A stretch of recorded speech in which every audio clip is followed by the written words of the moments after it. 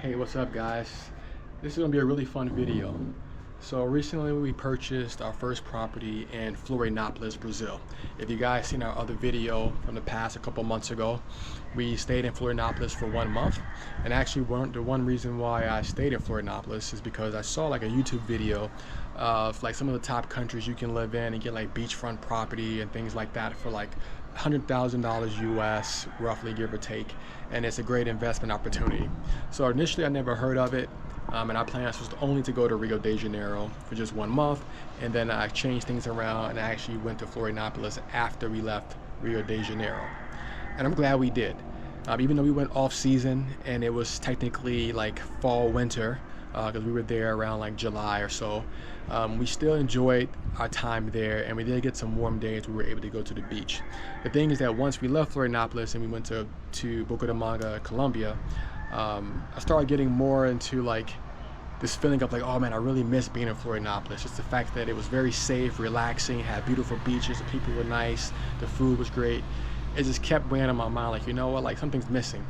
I kind of started looking really into like different real estate websites in Brazil, and I found a great place. It's a townhouse pre-construction project that's going to take about 2 years to make, and that's as of July of 2024, so it should be ready about July of 2026.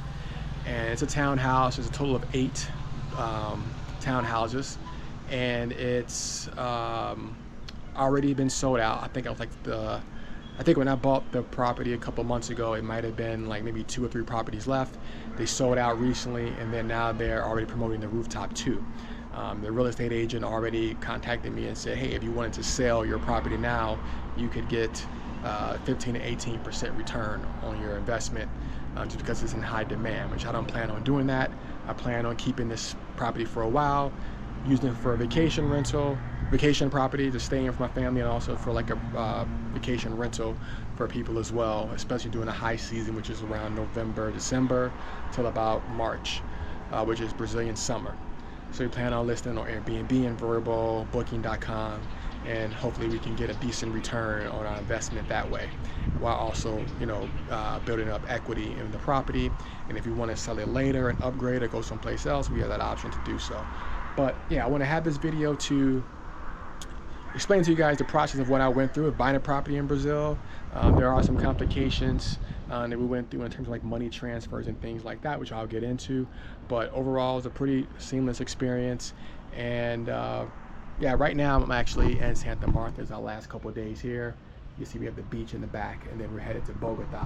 But I wanted to film this out here on the balcony where I have good light, before we get to Bogota, where sometimes you don't necessarily get the best light and we don't have any balcony there. So yeah, let's just jump into the video. So one great thing about buying pre-construction property in Brazil is that you usually get a very good discount on a property because you're buying it before it's built, and the developers, they want to make sure that they're getting as much funding as possible so they can complete the project. One reason why I chose Brazil also is because just from my research, because I was also looking at Colombia as well, like Santa Marta, something like that. Some places like has a really good beach culture. It's pretty safe here. It has high tourism. But one thing I kept coming across when I was doing my research about investing in property in Brazil and Colombia is that Colombia, you have to be a little bit more careful in terms of risk, in terms of scams and things like that. Like the realtor that you're meeting with may not necessarily be an actual realtor, and it seemed like more people, from what I saw on YouTube and just my research, said they had to do a lot more due diligence when they're buying property, especially compared to the US. Of course, in the US there's a lot more safeguards in place to kind of protect people, but overseas not necessarily as much. So even with finding a lawyer, like it just seemed like there was a lot more difficulties. And when I was doing my research about Brazil, it seemed like the process was a little bit more similar to the US. And of course there's scams, especially when it comes to pre-construction projects and things like that. But it seemed like it was less of that, and there are some safeguards in place when you buy a property in Brazil.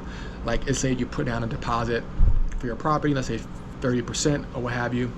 They do demand that the developers keep a certain amount of money in reserves, so if the project is not completed, they're able to refund at least some of your money. Of course, that can take some time. You have to go through some legal hoops, but at least there are some safeguards that are in place to kind of help, you know, the purchaser in case something goes wrong with the developer. Maybe he's going to mismanage the money, or he's trying to, you know, cut costs here and there, and things just don't work out, whatever the case may be. So I felt just more secure in the real estate market in Brazil. And plus, I think Brazil is definitely my favorite country in Latin America. I've always wanted to buy a property. First instinct was Rio de Janeiro, of course, especially just because it's like more of a high tourist attraction for international travelers from Europe, Asia, America, you name it.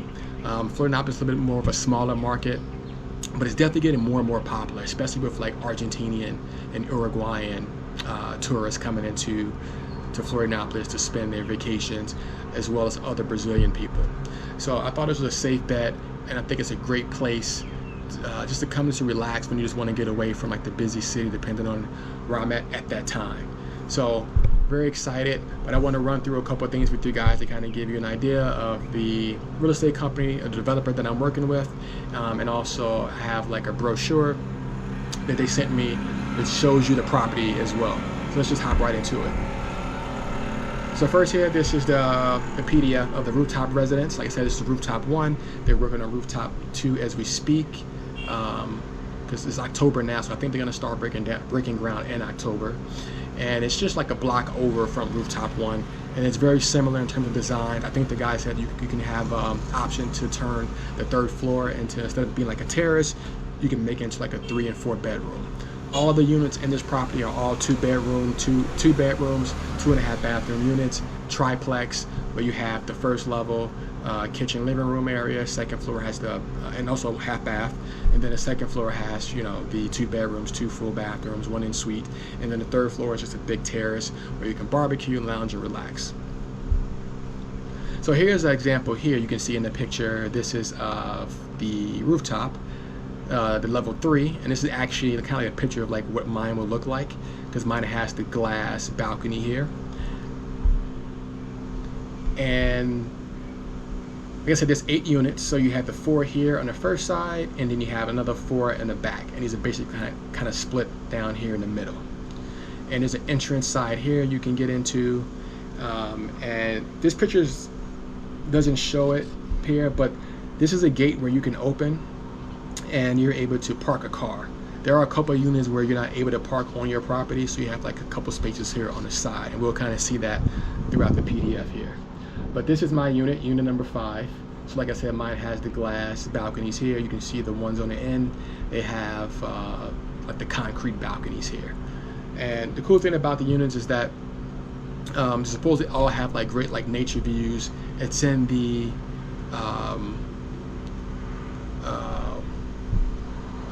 drawing a blank on the location here. Let me go pick. Here we go. So this is the location of where it's at, which is right near Campeche, or actually technically it's in Campeche, but it's kind of far a little bit further west, away from the beach.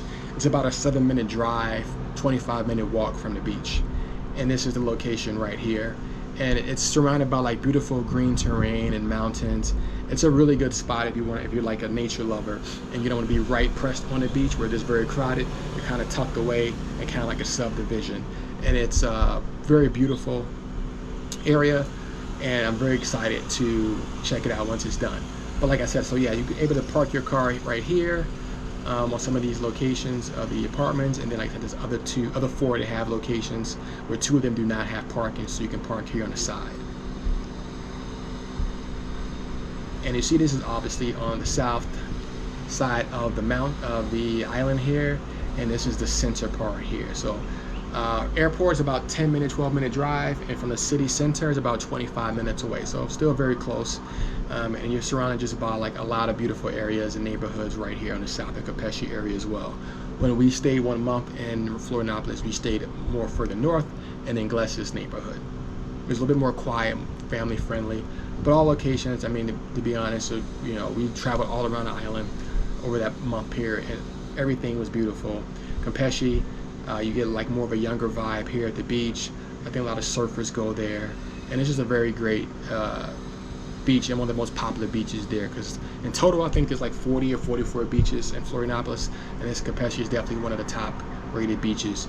And then you can kind of see here, it's also called the island of Campeche. You can take a boat round trip for the day, and beautiful crystal clear water, white sand beaches, perfect. So I'm definitely very excited. And all this is in Portuguese here. So I kind of just want to kind of skip more so to like the pictures, so you guys can check that out. So like I said, this is Campeche, and when you put in and type in Campeche on Google Maps, it's like I'm right here at the border here of the subdivision of Ribeirão Leste. And like I said, it's only like a 7-minute drive to the beach, so it looks far here on this map, but it's actually pretty close. You can get there in no time. And this is like another picture here of the property here. So this is Unit 1, this is Unit 3, Unit 5, and Unit 7, and then you have the other even numbered properties on the back side. And there's a side view here, and this is what I was mentioning earlier. So for the 2 properties that don't allow for you to park, which is on the even side here, you're able to park your cars here, and you can just kind of go through the entranceway right here in the middle of the property. And once you make that entrance, this is like the hallway here. You can see like you have your odd numbers here on the left and your even numbers here on the right. And this is the view. So this is giving you an example of what the property will look like. This is the even. So this is from property 3 through 6. So 3 through 6 are the properties that are on the internal side. So everything that's, you know, these 2 here and then these 2 on the back. They're all similar, and then the properties are a little bit different in terms of how they look on the side here. And we'll look at the price. The price is very similar for the most part, but there are some properties that are a little bit more expensive than the others. The square footage is roughly about the same, the square meters, I should say. But yeah, we'll take a look at that as well on a different sheet. So this is an example of what the living room, kitchen area will look like. And one thing to know, guys, is that in Brazil, they do not, in most cases, a new property, new construction, they do not supply you with what they call furniture. And what they mean by that is like all the cabinetry, all the appliances, toilets, showers. Usually those things are not included. I think with my unit, the contract, it does says that they do supply the toilets, but you have to supply like your own glass shower doors, and I have to supply my own cabinetry in the kitchen and bathroom, and obviously all the appliances as well. But this kind of just gives you an example of what it looks like here. Lighting as well, you have to supply that for yourself. And everything's kind of pre-wired for like the air conditioning, the washer and dryer. If you want to do a dishwashing machine, faucet, all that's already pre-hardwired for everything like that. You have to just purchase those things once the property is complete. And also for if you want to do a hot water heater and not do the electric showers, which we plan to go with, you can do that as well. Okay, same thing. This is an example of what the master bedroom would look like here. And then here would be, this is the entrance door, and then right here is the en-suite bathroom. So this one right here, you can see this is the Casa 1, 2, 7, and 8. So this is the property for all that's on the outside of the building. So you can see it's still very similar. One thing you probably noticed that the kitchen table is here in the middle here, separating like the living room and the kitchen area, where before it was placed over here. So very small difference, but you can see in terms of like aesthetic and everything is very similar. And this is also an example of the bedrooms as well. Not much difference here, but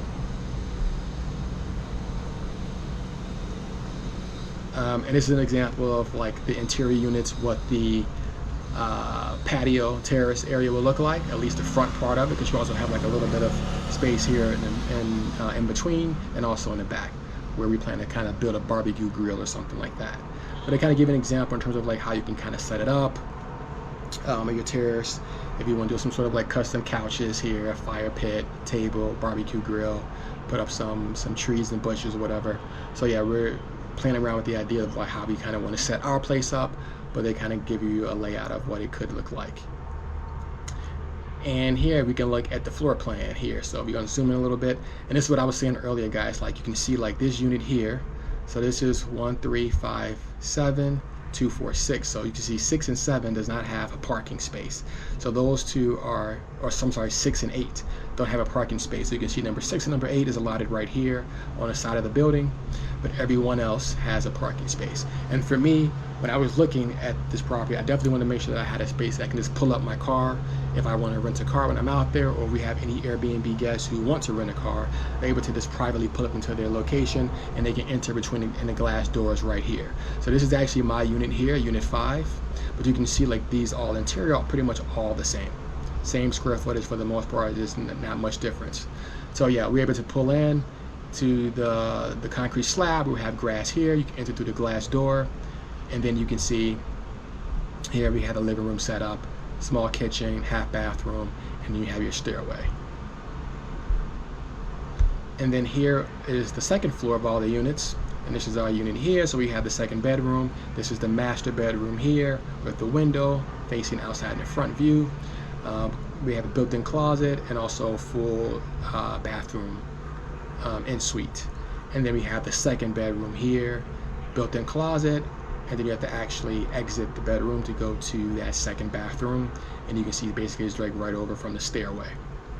And this is just like empty space in between, and you can see with all the property here, same thing, very similar layout as well. And then this is a terrace space, my favorite. I love outdoor space, it's very important to me. So I like the fact that we have like a little small garden area downstairs on the first floor where you park the car, but then you have this nice, beautiful, great patio here where you can enjoy barbecue and time with your friends and family. So I think it's gonna be also a great selling point too when clients from Airbnb are looking to rent a place and they're like a family or a group of friends, that they have an option to kind of come to the terrace and relax and have great, beautiful views as well. So what I'm thinking here is that, and this was one thing I thought was strange. So most properties I was looking at when I was in looking at Florianopolis and in the south of Brazil in general, is that typically it comes with a built-in like barbecue grill, because you know the Brazilians are very big on their churrasco and Brazilian barbecue. But this place did not have one, and the place that we rented in the Airbnb in Iglesias actually did have a built-in barbecue on a terrace, which we used quite a few times. But the setup is not as not the same, and not like what we're used to when we're in if you're coming from America. It's more similar to like how the Argentinians barbecue, and that's something that I appreciate. So my plan is to potentially use this space here to build a traditional like Argentinian style barbecue pit here, and I want it kind of built into the space so that way it kind of blends into the concrete. Let me see, I can pull up a picture here of like an idea of what I want to show the contractors once I actually get a chance to move in, just to kind of give you an idea of what that looks like. I'll put it in front of the camera here. So this is kind of like what a traditional Argentinian grill kind of looks like here with the smokestack. You have space for like your wood and charcoal, and also like a sink area if you have the water set up for that. If not, I'll just buy like a typical grill, put it out there. My plan also is to definitely get a nice table. I'm not sure if I'm going to do a round table here or a larger rectangle table. And I was also thinking about putting a couple of potted palm tree plants out here for shade. And also maybe a couple of fruit trees like for limes and oranges, something that's very easy to kind of maintain and take care of that you don't have to do too much work to. I think it provides a more comfortable experience and also some shade on the hot summer days. So the rest of the brochure kind of just breaks down like the individual units here from 1 through 8. So we're not going to really go into detail because we kind of saw that in a general overview. Let's see if they have any more pictures here towards the end that we could check out before we exit the PDF. Yeah, so it just gives you like the picture of Campeche Beach, or a 3D rendering anyway. And I'm not sure if I mentioned it before, but the name of the company is called Dreams Construction Incorporated. So Dreams is actually a subgroup that they opened up a couple years ago from their larger company, and they wanted to split the company in two because they wanted this company, Dreams, to kind of focus more so like on the condo construction specifically / townhouse, and then the main company would kind of focus more so on the housing separate individual housing market in Florianopolis in the south of Brazil, which is not uncommon for companies to do that, even in the U.S. as well, to kind of split the companies up once they get to a certain size. And from what my real estate agent showed me, he drove and did like a 5-minute video that he sent me, kind of touring around the island, showing me some of the projects that were completed, done by Dreams and their father company, or sister company, father company, head company, whatever you want to call it. And I was impressed by their work. Like, they really take attention to detail. One thing I've noticed in some of the constructions that I looked at in Brazil is that sometimes the layout can be a little funky, how they place the stairs and things like that. It's like, not something that I'm particularly used to, but it seemed like this company really cares about the aesthetic and design, and they really put that, they really kind of just puts that towards the forefront when you're looking at their designs and their renderings. Like, hey, they really care about aesthetics and what the property looks like and how it's laid out. And sometimes you can find these really nice properties on the outside, for the most part, they have these very similar looks, but the interior is not laid out functionable enough for me and for my taste. And I felt like this company definitely had more of my aesthetic in mind, which is why I also went with this company. So let's jump into the price list. So the real estate agent gave me 2 price sheets, right? So the first price sheet is what they call like the investor price sheet. You can see here, Investidor.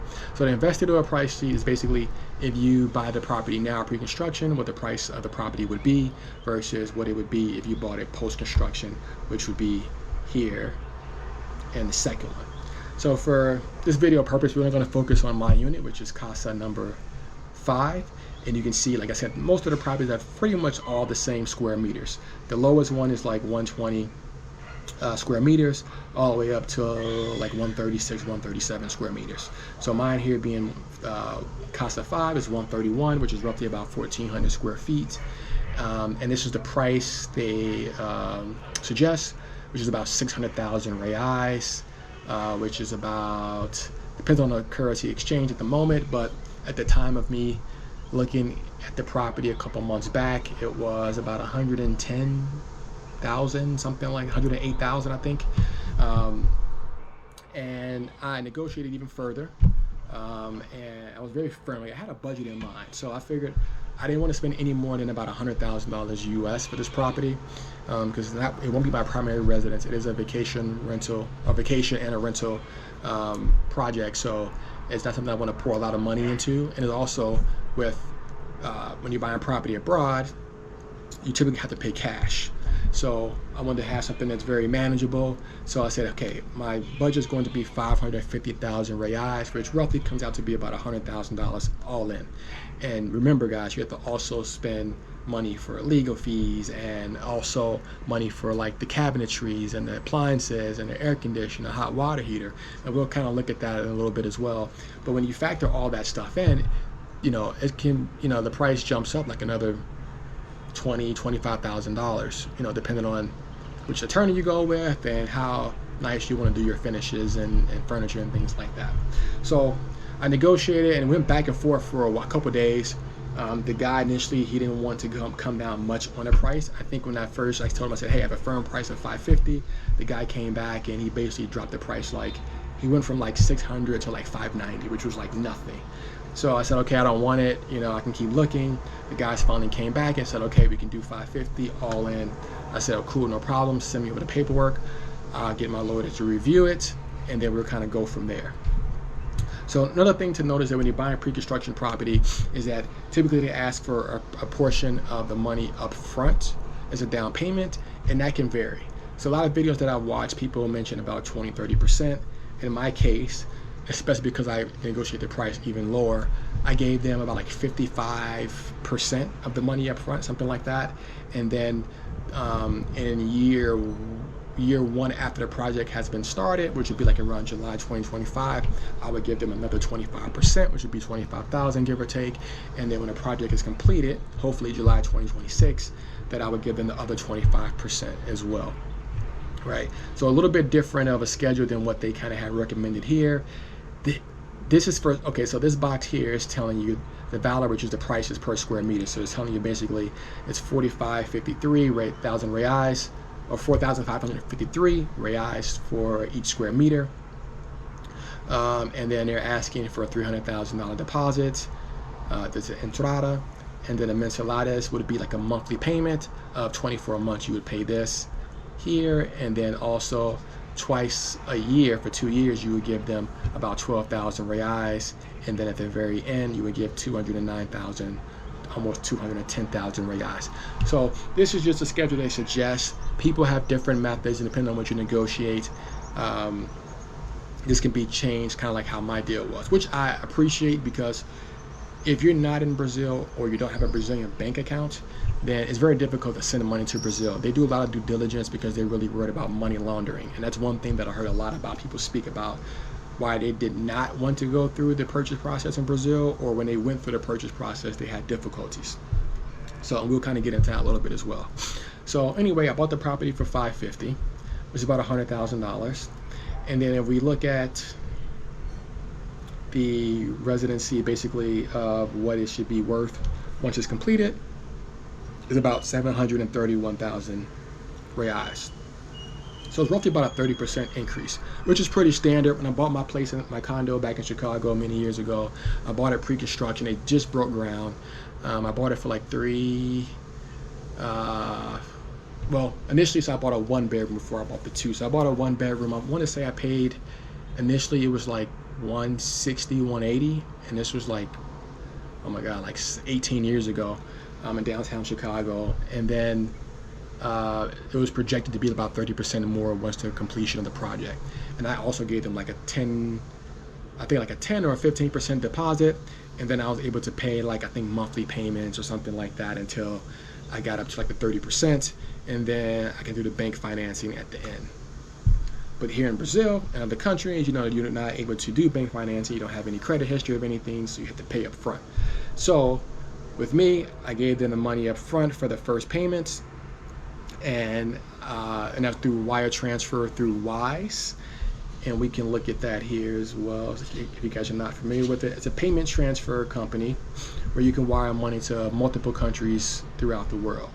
So I set up an account with Wise, and I sent them the first payment, and there's a limit. So I think the most you can send in reais per transaction was, I think it might have been about 75,000 reais or something like that per transaction. So since I owed them 300,000 reais, I just sent them 6 different payments of 50,000 each over a course of a month.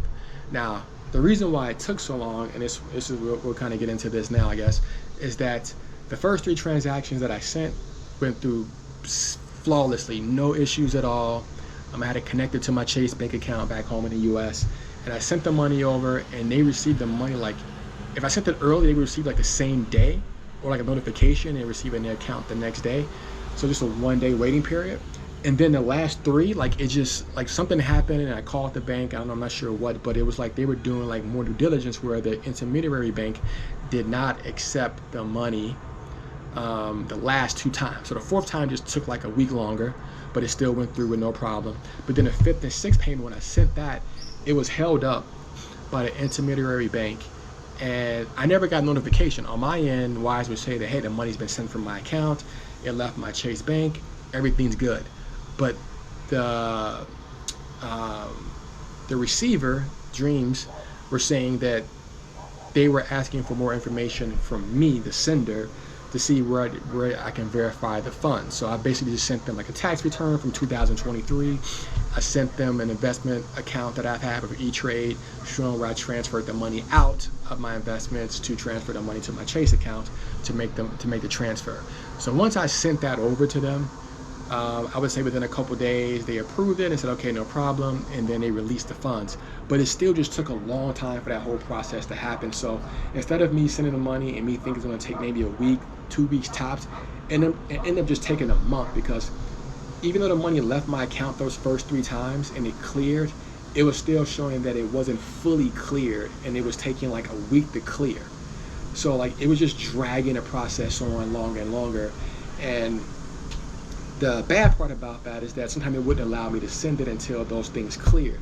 So at the time, the rate of the US dollar was getting a little bit weaker compared to the Brazilian reais, where I actually spent a little bit more money than I initially anticipated. So I spent like about $3,000 more on the first half of the transaction than I initially anticipated because the rate was dropping. So that was kind of annoying to have to lose money because of the transfer rate and not be able to get the best rate possible. So now knowing that to make the second payment of 25% next year by July, I think it's like July 10th, 2025, I'm going to definitely keep my eye on the rate 2-3 months before, and I'm going to send them the money earlier than needed for 2 reasons. For first, to get the best rate possible, and then second, to make sure that I'm not late on my payment, because they will charge you a penalty if the payments are not cleared on the agreed upon date. So I don't want that to happen. So one thing to notice, guys, if you do send money through Wise to Brazil specifically, that there will be some due diligence to be had, and even through like a normal bank account, like if you send it directly through Chase, there can also be issues because that's just how Brazil operates. So just be very mindful of that, and especially if you're watching the rate, because you see the rate may not jump, they don't jump around too much, but when you're sending like $50,000 or $55,000, whatever it is, then those few points make a difference. And like I said, for me, it was like an extra $2,000-$3,000, so it was a lot. That money could have went towards more furniture and things that I need for the place once it's done. Next thing here we have, this is the Dreams website, and I'll leave all this stuff in the description as well. It kind of gives you an idea of some of their projects here. Of course, it's all in Brazil, but you can see some of the projects that they've completed or what they're working on. So if you click projects here, you can see like some of their property. You can see everything's very nice, very beautiful, well designed. Make this a little bit brighter. Oh, it's fully bright.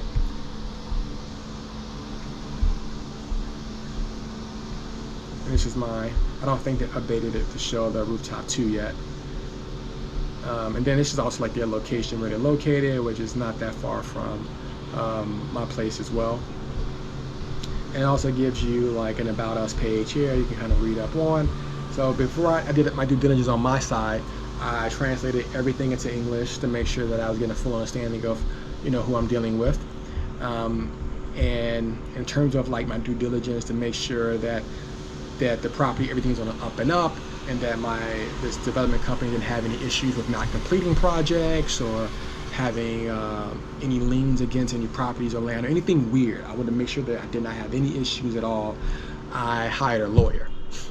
Now this was a little bit of annoying. So the legal part. So there's a lawyer that I followed online. Not followed, but I've seen some of his videos online. He's very popular.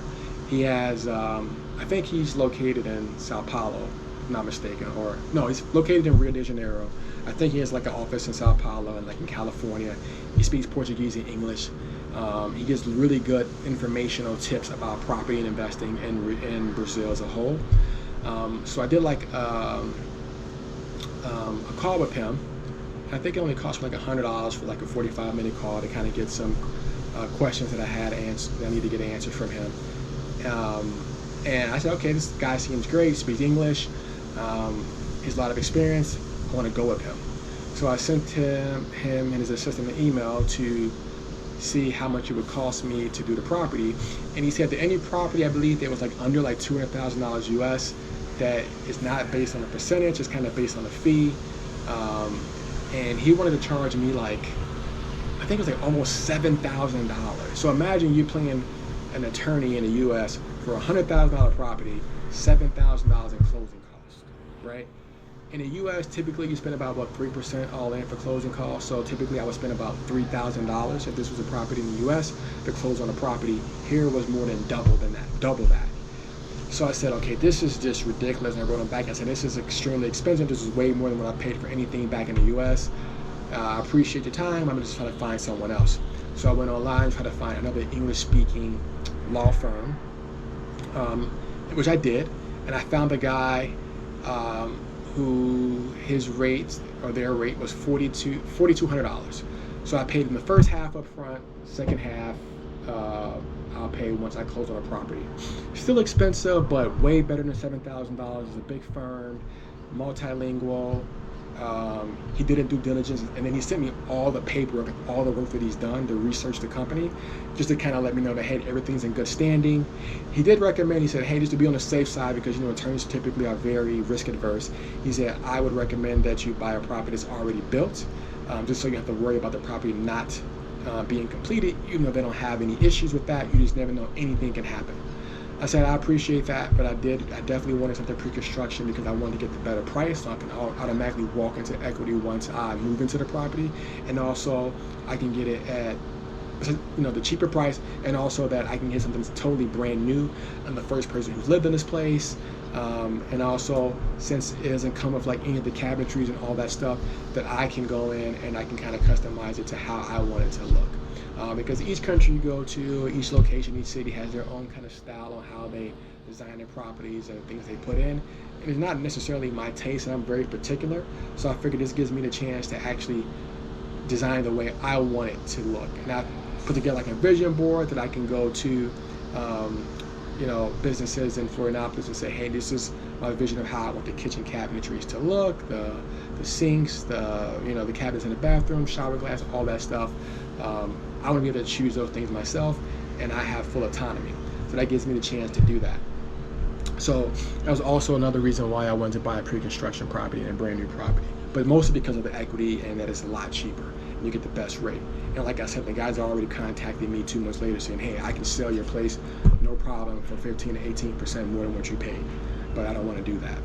That just goes to show that if it's 18% now, like I said, at least 30% once it's done in a couple of years, if not more, because Florianopolis right now is booming with tourism and people wanting to buy like second homes, vacation homes there.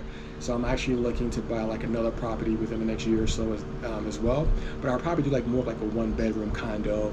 I'm not sure what area. Maybe the city center, maybe Campeche, maybe in Glasses, not really sure, but I definitely will probably buy like another 1-bedroom property.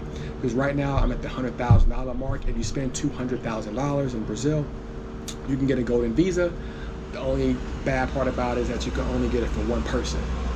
It doesn't extend to your immediate family. So if I want to get a residency for my wife and my son, I would have to spend $600,000, which is, that's crazy because most places it extends to your family, but at least I could have one for myself, and then later down the line, if I buy other property in Brazil, I can pass it on to my family as well. So another thing that I want to look at here, show you guys. So I put together like a spreadsheet to keep track of like all the expenditures and the money that I sent. So here you can see the initial down payments. So this is Brazilian reais, 550,000. So the initial down payment is 300,000. At the time of me sending the money to Brazil, like I said, the rate fluctuated, but on average it was 5.49%. I think like when I first looked and sent the first payment or something like that, it was like 5.65, and it doesn't seem like a big difference. Like, hey, it's only a 0.15 difference, but like I said, when you're talking about 50,000 or 100,000 or whatever, it does add up. So initially I spent $55,475 for the down payment, and it should have been by my calculation like $52,000. So I spent more than what I initially anticipated. And then this is the other balance that I have left, which is 125,000 reais. This is October, really it's July here. And then same thing here when the property is finished, another 125,000 reais, which is going to be roughly, if I can get it at the rate that I saw initially, 5.65, would be another $22,000 each time, which would give me a total of about $99,723. So I really want to get like under that $100,000 mark. It makes me feel, even if it's $99,999, I would feel better that I got it at under 100 grand. So let's see what happens with that. And then also put together like a budget of what I plan to buy that I need for like legal closing costs here, bedroom furniture, different things like that. So legal consultation, like I spent $125 for that first guy I mentioned who had a very high rate for his service, and then for the actual legal fee for the person that I went with was $4,200, and like delivered deed fee, other closing costs, I'm estimating about $4,200. Now this can change because the state will give you the final closing price, because they're going to do it based on not the purchase price of the property when I bought it, but be more so like what the property is assessed at that time, and there's different fees that goes into that. So I'm estimating roughly about $4,200. So if you figure for like all legal and closing, all in, I'm looking at about, let's say $8,500, which is a lot for a $100,000 property in my opinion. But you know, it is what it is. And then I kind of made my own budget of what I think for like TVs and different things that I need for my property as well. So all in, I'm expecting for all furniture and fixtures and legal fees about almost $30,000 in total. So for all the property, all in, from beginning to end, will be about 130 grand.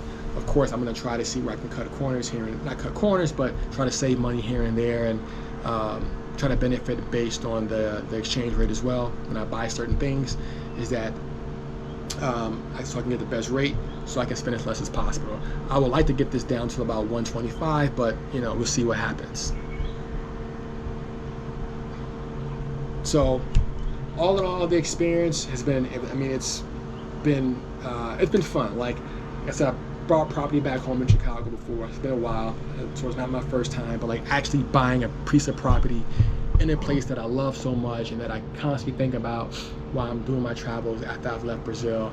I'm excited. Like I'm excited for 2026 in July or so, that I can get this property, can move in and get it all set up, and hopefully that I can have the property, everything ready by, let's say, November, because that's when busy season is going to start to kick in, and I want to make sure that everything's ready so that I can Airbnb it through the high season, because I'm expecting December through February at the least should be booked, you know, fairly decently, hopefully at about a 70% occupancy rate for those 3 months. So I can kind of start to get some of my my money back. I'm hoping to at least get like 7-8% return on the investment, at least in the beginning. And like I said, I'm still I have equity in the property as well, so then there's also this money there. And if I get another property, then I can also do the same thing with that one as well. But that one would be probably just pretty much 100% just for rental, short-term rental use, and not really for like vacation use for my family. And I've also been looking at not just in Florianopolis, but like I've always, you know, had the thought of buying a property in Rio de Janeiro as well. And this dates back from when I was like 25, 26 years old. I thought about buying a property in the area of Gloria, which is a little bit further from like Copacabana, but near the beach. So I've also been looking at like 1-bedroom properties in Copacabana, which is a very high tourist area, which should yield me some pretty good returns overall. And I've seen some good properties, about 100K for like a 1-bedroom. Need a little bit of work, so you can modernize them, make them a little bit more newer. And I think it's a very easy place to turn over for Airbnb. The place that we stayed was in an older building, about a block from the beach in Copacabana, and the lady rehabbed the entire interior of the apartment. Very modern, even though the building was very old on the outside, but very modern. And I still look at her calendar to this day to kind of see like her occupancy rate, and it's probably like a 90%, if not more. Like she's consistently booked. She's at a good price point of about $55 on average. I can see 55 bucks a month. I'm sorry, a day. We rented it for the month, so we got a little bit of a discount. But she's consistently booked. She had great customer service. She's a super host, and I'm thinking like, if I can get a property, same area, renovate it, make it look new, that I should have no problem renting that out all the time. Because one thing about Rio de Janeiro, like they're not building too much new construction there. Everything's old. So when you don't see too many properties at that price point that's that beautiful and that nice in that area, in Copacabana or even Ipanema at all. Like everything's like very old looking. It's charging like 50 bucks a day or whatever.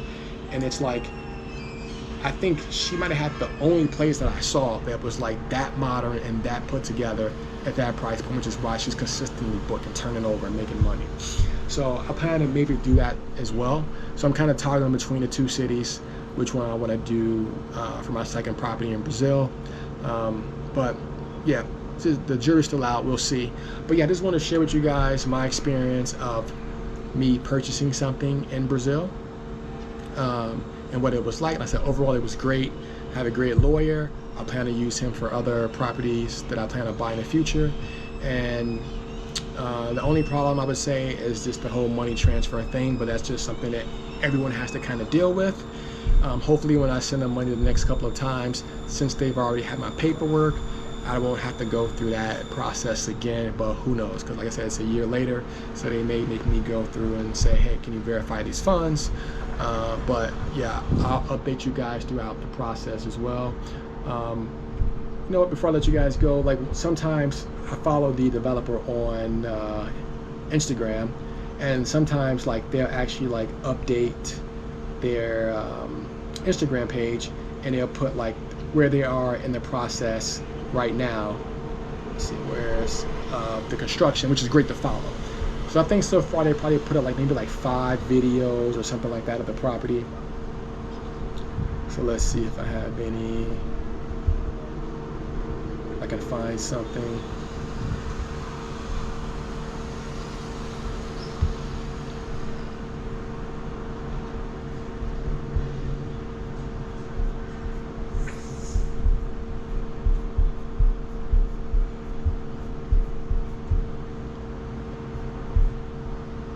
If I can find the last one they sent, which was probably like 2 weeks ago. Here, and you can see them basically just like laying down the foundation of the property, which is cool to see. And I wish they updated at least once a week and kind of give me like an update, but you know, 1 week they did like twice, and then after that it's like they really haven't did anything since. But it's very cool to kind of see the whole thing kind of come together. Since we're not living there, we can't just like drive by, take a look to kind of see where things are. So it's kind of good to kind of get a look at it and a glance at that once we're actually there. Okay, so like here's one video. This is from August 19th. They sent the more recent one, but just the only one I can find at the moment. But they're way past this. They've already laid the concrete and the foundation. All that's been done. You can see like this is the site here, you know, and they're working on it. But I'm hoping the next time that I see them update, we can actually see a little bit more than just the foundation work done, and that'll be a very cool experience just to kind of go through like the different stages of the construction. But yeah, I hope you guys enjoyed the video. If you guys have any questions or anything like that about buying property in Brazil and my experience, or if you want a recommendation in terms of real estate agent, the guy I worked with was amazing. He doesn't speak English, but I forewarned him that I don't speak Portuguese. So we were chatting through WhatsApp, and usually like when I was talking to other people, other agents, they would speak in Portuguese, then I would have to translate it, I have to send it back. It was very time consuming. He actually does a translation for me, so he translates everything to English for me, and I can write him back in English, and then I guess he translated on his end, and we've been communicating that way, and it's been great. Like we haven't had any miscommunications or any issues like that, which has been good. And he's been very responsive throughout the whole process. A very nice guy, and I would definitely use him again in the future. I would highly recommend him. And yeah, like I've talked to quite a few people because I was looking in different areas, not just in Florianopolis. I was looking at other areas closer to Rio. I can't think of the name off the top of my head right now. And some agents were just not as responsive, or it would take them very long to get back, and it just wasn't prepared like what we're kind of used to in the US of like having all the paperwork and stuff. Like you send me the PDF and the price sheet. It's like they would send like everything kind of piecemeal, and it wasn't very cohesive, and it was just very difficult to kind of comb through this stuff. I'm like, hey, send me the units that are available, give me the price point, send me a PDF of the renderings, and it's like somehow they didn't have it, or it was just like a mess. This guy, first time I contacted him, and I found this property on Facebook Marketplace, and I contacted him, and he sent me everything up front without me even really asking. The PDF of the property, the price sheets, what's available. I was like, oh, this is perfect. So automatically he caught my attention because he was the most prepared out of everyone that I've spoken to. So that was a great thing, a great relief, because it's very difficult when you don't speak the language and you're going through this process, but this guy made it very, very easy for me. So I can also recommend him for, you know, in his company for that. I'll put all that stuff in the description. But yeah, hope you guys like this video. Give it a thumbs up and a like. Please like and subscribe and follow me through the journey. I will be updating whenever I have something to show you guys in terms of like how the property's coming along. Be definitely a much shorter video just to kind of give you guys an idea of what's happening throughout the process, and if I have any issues next year sending the money. But yeah, I'm very excited to move into this property and get it all set up for Airbnb. We do plan, if it is completed in July, or around that time, we probably will stay there for a few months just to kind of enjoy the place and also save money on rent because it's very expensive traveling through Airbnb. So I probably will stay there for a few months as long as we're out by, like I say, end of November to get it ready for the high season. Then we'll probably head back to Argentina or something, wherever we want at that time. But yeah, thanks a lot, guys. See you guys in the next video.